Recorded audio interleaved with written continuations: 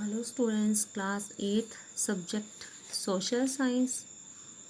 Now let's start your chapter and page number 22. A major problem was the Brahman Pandit gave different interpretations of local laws based on different schools of the Dharma Shastra.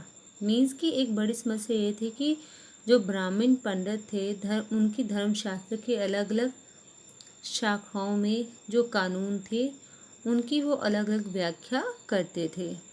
To bring about uniformity in 1775 11 pandits were asked to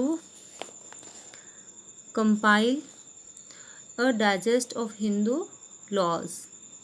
N.B. Halhat translated the digest into English. Means की विभिन्नता को ख़त्म करने के लिए और एक रूपता लाने के लिए 1775 में 1775 में 11 पंडितों की भारतीय संकलन की ओर से उन्हें कार्य सौंपा गया. Okay. By 1778 a code of Muslim laws was also compiled for the benefit of European judges. Means की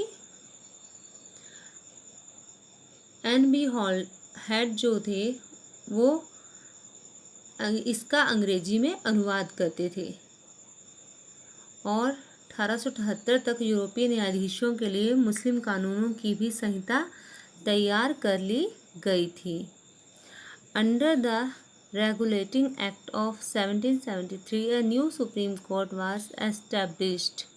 मीन्स की 1773 के रेगुलेटिंग एक्ट के बाद एक नए सर्वोच्च न्यायालय की स्थापना की गई.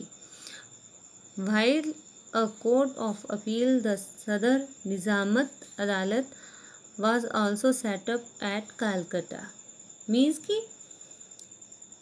इसके अलावा कलकत्ता में अपीलीय अदालत सदर निजामत अदालत की भी स्थापना की गई. The principal figure in an Indian district was the collector. कि जो भारतीय जिले में कलेक्टर होता था वो सबसे बड़ा होता था. As the title suggests, his main job was to collect revenue and taxes and maintain law and order in his district with the help of judges, police officers and darogas. Means कि उस जैसे कि उसके नाम से पता चल रहा है कि उसका मुख्य कार्य लगान वसूलना, कर इकट्ठा करना तथा न्यायाधीशों, पुलिस अधिकारियों व दारोगों की सहायता से जिले में कानून व्यवस्था बनाए रखना था. His office, the collectorate, became the new center of power and patronage that steadily replaced previous holders of authority. Means कि उसका कार्यालय जो था कलेक्ट्रेट सत्ता और संरक्षण का नया केंद्र बन गया था और पुराने सत्ता केंद्रों को हाशिए पर ढकेल दिया गया. मीन्स कि जो पुराने केंद्र थे उनको एक और कर दिया गया और मेन कौन सा था? कलेक्ट्रेट का office. The company army, company की फौज. कॉलोनियल, कॉलोनियल मैंने आपको पहले बताया क्या होता है औपनिवेशिक. औपनिवेशिक क्या होता है कि भारत का वह भाग जिस पर यूरोपीय साम्राज्य था. भारत बहुत दिनों तक इंग्लैंड के अधीन भी रहा था. मीन्स कि वो इंग्लैंड का उपनिवेश रहा था. Colonial rule is in India brought in some new ideas, administrations and reform, but its power rested on its military strength. Means कि कंपनी के साथ भारत में शासन और सुधार के नए विचार तो आए लेकिन उसकी असली सत्ता सैनिक ताकत में थी. The Mughal army was mainly composed of cavalry, savars, trained soldiers on horseback and infantry, that is paddle foot soldiers. They were given training in archery, तीर अंदाजी and the use of the sword. Means कि मुगल फौज मुख्य रूप से घुड़सवार, cavalry क्या होता है, घुड़सवार, ओके, घोड़े पर चलने वाले प्रशिक्षित सैनिक और पैदल सेना थी। उन्हें तीरंदाजी, आर्चरी क्या होता है, आर्चरी, तीरंदाजी और तलवारबाजी का प्रशिक्षण दिया जाता था।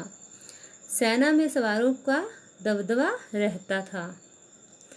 The cavalry dominated the army and the Mughal state did not feel the need to have a large professionally trained infantry.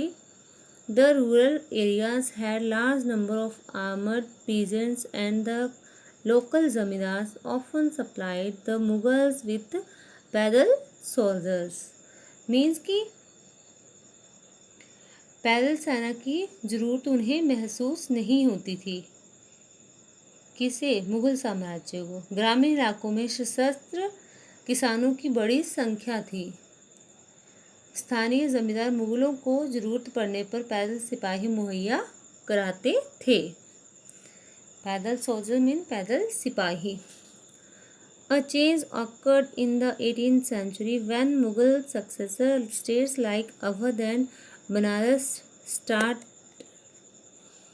recruiting peasants into their armies and training there as professional soldiers.